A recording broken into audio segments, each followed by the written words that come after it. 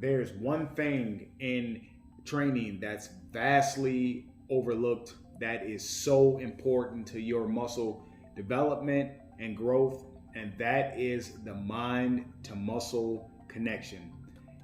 I'm going to go through what that is and why you should be doing it. So let's get into it.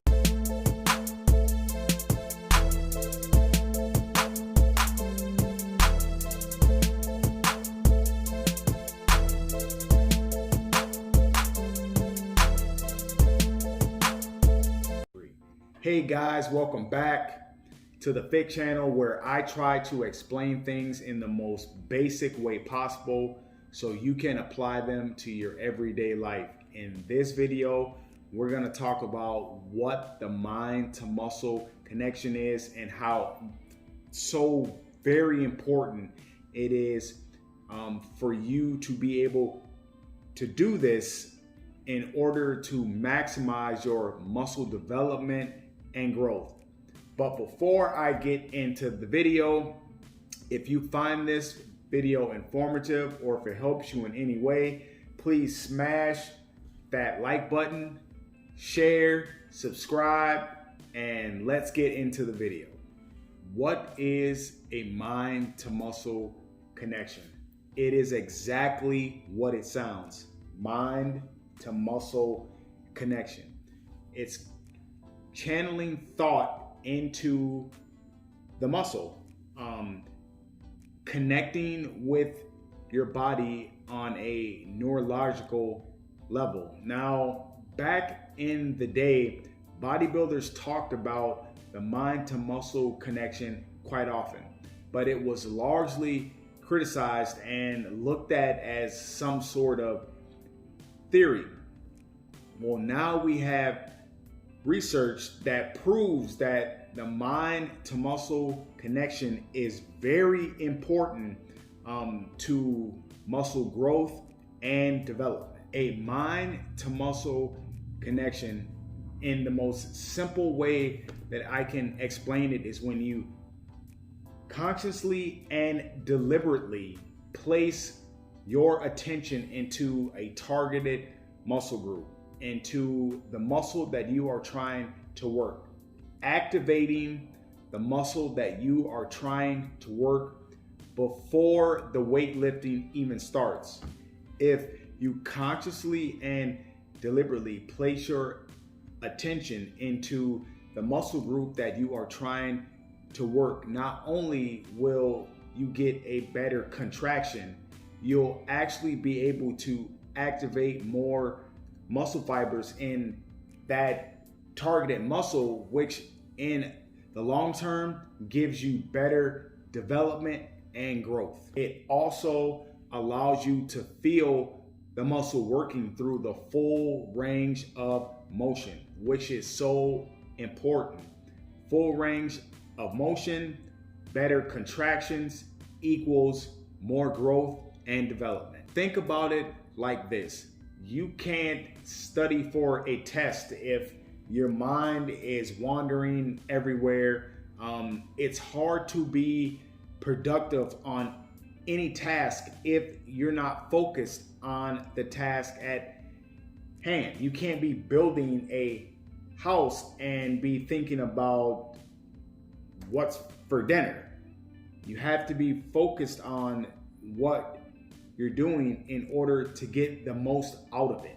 A lot of times when we're working out, we're thinking about a variety of things, like, is the weight too heavy or small? We're looking at ourselves in the mirror. We're thinking about how other people perceive us, and we're worried about our form instead of worrying about our mind connecting to the muscle group that we're targeting. Though there's nothing wrong with thinking about other things, but we need to focus in order to get the maximum out of what we're trying to accomplish. And at that time, it's a targeted muscle group. You're always going to have supportive muscles that help out, but you want the vast amount of tension on the muscle that you are trying to target. So how do we go about improving our mind to muscle connection? There's a lot of ways to do this. Sometimes when you're sitting around watching TV or doing something that's not very important, try flexing your bicep. Try moving your pectoral. Try flexing your glutes and calves.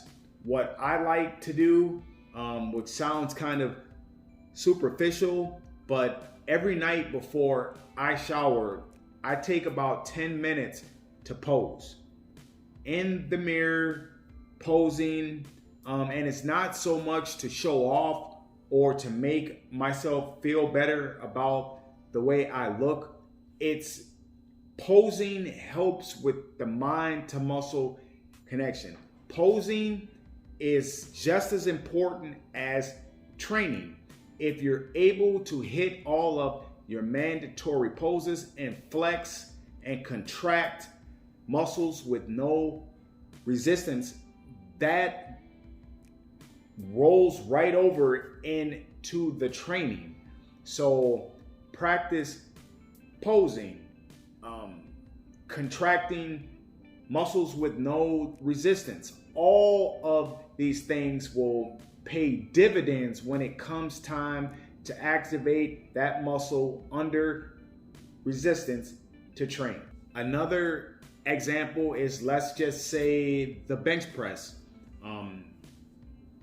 I've seen people go into the gym, lay down on the bench, or first load the bar up with entirely too much weight, lay down on the bench and start the pressing that isn't the prettiest thing in the world, that's going to lead to an injury for sure. And a lot of times they're not even using the muscle, which is the chest, when they're bench pressing, that they should be. They're using a lot of triceps and shoulders. The first thing you should do is start with the bar. Warm up with a lightweight. Know how to retract your scapula. Get your chest nice and high, and practice flexing the chest with the bar before you put any weight on it.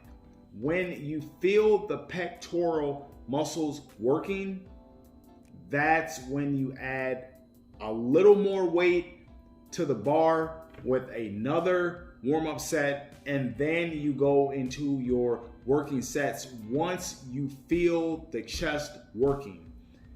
You don't want to over pre-exhaust, I like to say, or over warm up. You should never take warm-up sets to failure. Warm-ups are a great way to activate the muscle before the real work starts. Once the muscle is activated, you should remember four basic things: fast, hold, slow, and repeat. Those are the very important four things to muscle activation, mind to muscle connection ever.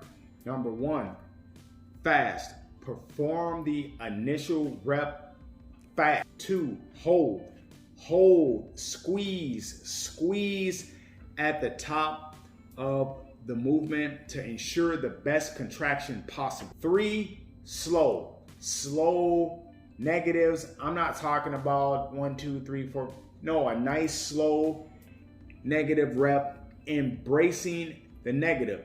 Remember, the negative is where the muscle damage occurs. So it's probably the most important part of the entire rep.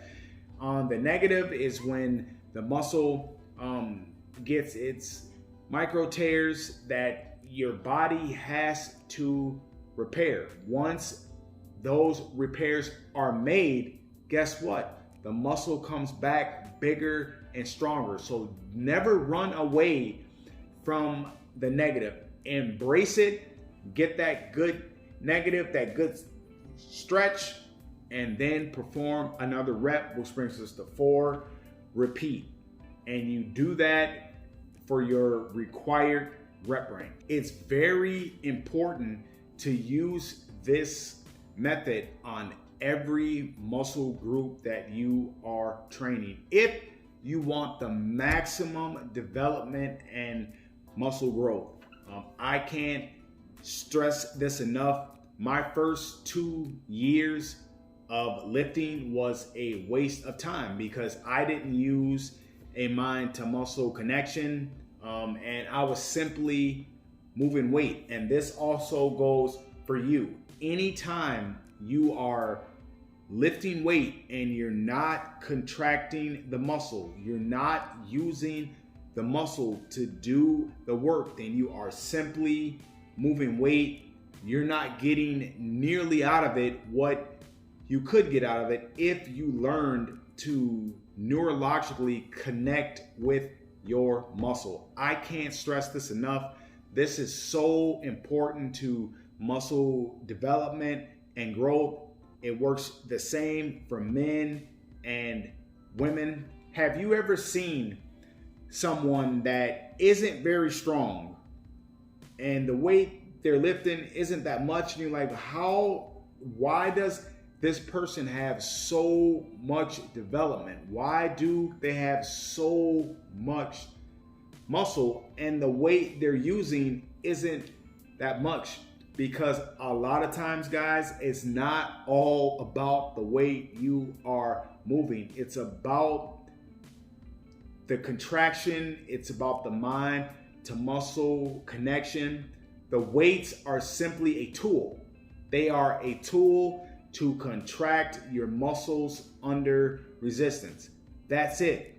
Once you learn how to activate the muscle with your mind, your training will go to new heights, new levels, better pumps, more soreness the next day is what we all train for, and you'll see a lot more growth and development. So that is the most simple way that I can put the mind to muscle connection.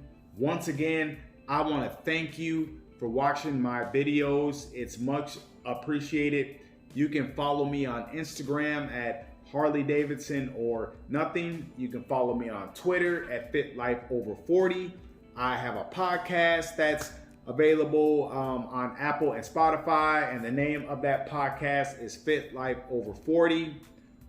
Once again, thank you for watching. Please like, share, comment, and subscribe. And don't forget to hit that notification bell so you know every time I upload. And until next time, I'll see you at the next video.